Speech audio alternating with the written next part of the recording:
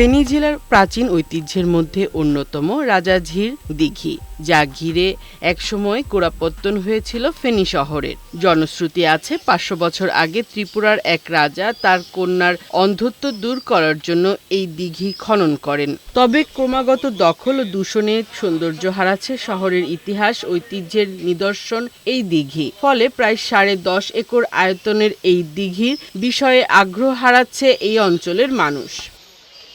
শত বছর ধরে নেই সংস্কার। দিঘির দক্ষিণ ও পূর্ব পাশের দুইটি সড়কের বেশিরভাগ দখল নিয়েছে হকাররা।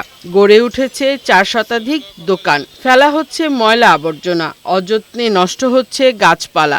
দখলের কারণে নেই দিঘির পাড়ের রাস্তায় হাঁটার সুযোগও। দিঘির পাড়টা যদি অবৈধ হকার উচ্ছেদ যদি করা যেত, এদিক দিয়ে মানুষজন আসা যাওয়া করতে পারতো, ওই পাশে গাড়িগুলো সুন্দরভাবে চলাচল করতে পারতো। শহর এবং শহরের মানুষকে রক্ষার জন্য এটা পূর্বের অবস্থায় আবার ফিরে আসুক, আমরা এটাই চাই। স্থানীয়দের অভিযোগ, বিষয়টি কর্তৃপক্ষের নজরে এলেও নেওয়া হয়নি কোনো উদ্যোগ। দিঘির চারপাশের রাস্তা অবৈধ দখলমুক্ত করে বিনোদন কেন্দ্র হিসেবে গড়ে তোলার দাবি তাদের। এদিকে উচ্ছেদের আগে সরকারিভাবে পুনর্বাসনের দাবি দিঘির পাড়ের ৪ শতাধিক ক্ষুদ্র ব্যবসায়ীর। প্রশাসন একবার না দুইবার এটা উঠে দিয়েছে, কিন্তু আবার কিভাবে বসে এটা হইলো জানার বিষয়। চোর পুলিশ খেলার মতো দেখা যাচ্ছে, পুলিশ এখানে একদিকে উচ্ছেদ করছে, আবার আরেকদিকে তারা বসে যাচ্ছে। দিঘির পাড় দখলমুক্ত করতে শিগগিরই অভিযান চালানো হবে বলে জানালেন জেলা প্রশাসক ও সড়ক ও জনপদ অধিদপ্তর। দিঘির সৌন্দর্য বৃদ্ধির জন্য এটা আমরা অচিরেই প্রশাসনের সাথে আলাপ আলোচনা করে উচ্ছেদের ব্যবস্থা গ্রহণ করব। আমাদের একটি তালিকাও প্রস্তুত হয়েছে কারা কারা সেখানে অবৈধভাবে দখলে আছে।